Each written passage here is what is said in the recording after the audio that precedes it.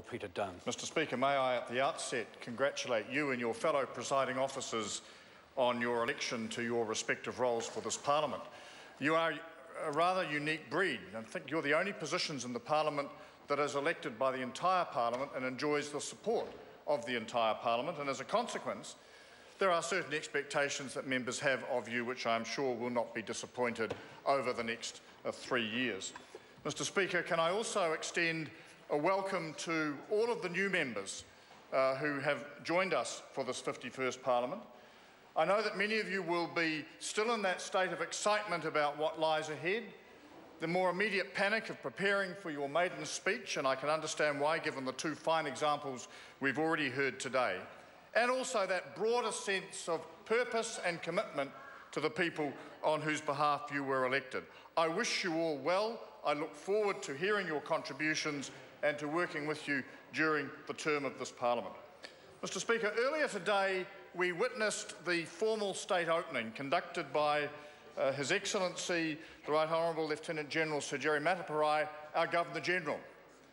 And I think that he and Lady Mateparae serve us particularly well in the vice-regal role, and I'm very proud to be able to refer to them as our de facto heads of state. Mr Speaker, I look forward to the day when we can have a genuinely New Zealand head of state, and when the oath of allegiance that we take at the start of this Parliament is one to New Zealand and its people, and not the antiquated form that we have at the moment. Mr Speaker, I think the process that the Prime Minister has initiated regarding a debate around the flag is perhaps the start of a wider discussion about the future structure and constitutional direction of this country. And frankly, sir, I think New Zealanders are ready for that discussion. It is long overdue. It's a mark of our reflection and our maturity, and sir, I believe it's one that we are well capable of conducting in a measured, responsible and ultimately successful way for our future, because it will be a determinant of the type of nation that we want to become. Our diversity has grown dramatically in the last quarter century. The old norms are being challenged constantly, and to keep our country relevant to the generations now and in the future, then we need to be prepared to consider change, and change will be significant. Mr Speaker, United Future has entered into its third confidence and supply agreement with the National-led government, following on from two earlier confidence and supply agreements with the Labour Party when it was in office. And during each of those processes, there has been the opportunity to support government measures and to oppose those that are seen as inappropriate.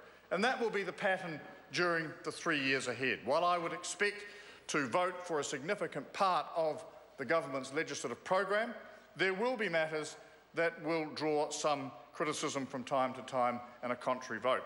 And if I can refer to the speech delivered earlier today, there were a couple of matters raised there that I want to comment upon a little further this afternoon. Mr Speaker, the first relates to changes to the Resource Management Act. Ever since its introduction in 1990, the Resource Management Act has been a talisman for opposition from a range of quarters who do not understand its fundamental purpose. They do not recall that prior to the passage of that Act, planning legislation in New Zealand was found in some 54 different pieces of often contradictory legislation. And what the Resource Management Act sought to do was bring all of those provisions together in one place and to set an environmental baseline upon which decisions could be made regarding development opportunities for the future. I think one of the grave tragedies with the Resource Management Act was the great New Zealand tradition prevailed and it was launched in a vacuum. A change of government had occurred, the new government was not as committed as the previous government to the legislation, and as a consequence, a lot of the preparatory work in terms of the preparation of national policy statements, etc., did not take place. But that is not an excuse to now come and say, to make the Act more relevant to today's situation, we will gut its principles altogether. No one argues that there is not a case for streamlining the procedures of the legislation. No one argues that there is not a need to address issues such as the provision of housing. But they can be accommodated without amending Part 2 of the legislation, clauses 6 and 7 in particular. And if the government wants to proceed on the basis of making those necessary process changes, it will have my full and loyal support. But I will not support legislation that weakens or significantly changes the provisions of Part 2, because they fundamentally remove the whole basis on which the legislation has been founded and operate. They remove 20 years of case law. They set us back to the days prior to 1990-91, when we had a convoluted, difficult, confusing planning environment, driven largely out of the old 1928 Town and Country Planning Act. And anyone who sits rationally and looks at the situation says one thing: we do not want to go back there. We have the chance with this legislation, Mr. Speaker, to actually ensure that the issues that need to be addressed, after all, a quarter of a century later, many of the processes will have changed simply because of the change in technological procedure. And it's appropriate to tidy those up. But it is not appropriate to throw out the principles on which the legislation, hailed as groundbreaking at the time, was founded.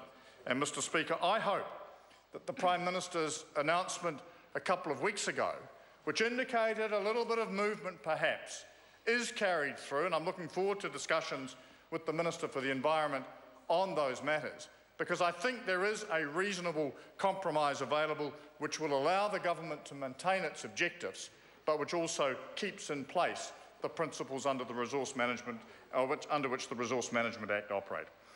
Mr. Speaker, the second issue that the speech from the throne referred to today was both the international situation regarding terrorism and also the need for a review of New Zealand's privacy legislation. The two are not immediately related, although there is a tangential connection.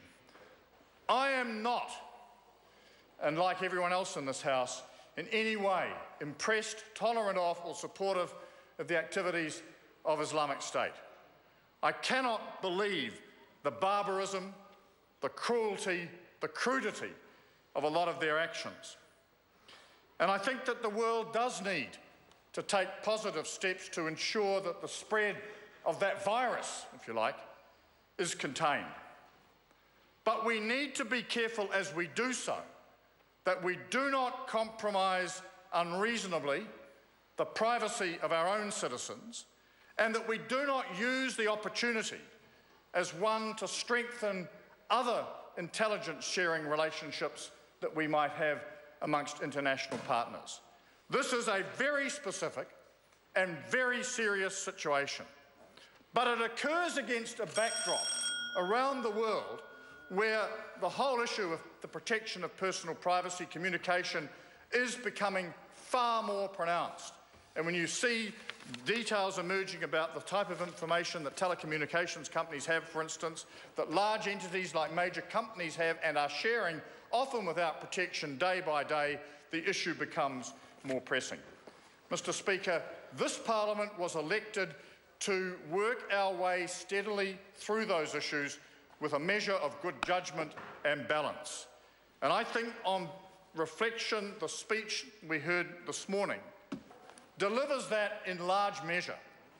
But the challenge for this Parliament, as it starts to come to grips with the issues, will be to ensure that we don't get carried away by the immediacy of a crisis and end up doing things or restraining people's activities in ways that we will regret later on. That is a fundamental principle on which a liberal democracy is founded: the protection of the rights of the individual, the upholding of the prerogatives of the state, but ensuring the maintenance of balance between them. And, Mr. Speaker, I look forward to working in this Parliament as we seek to achieve those goals. David Seymour. Mr. Speaker, I rise on behalf of the ACT Party in reply to His Excellency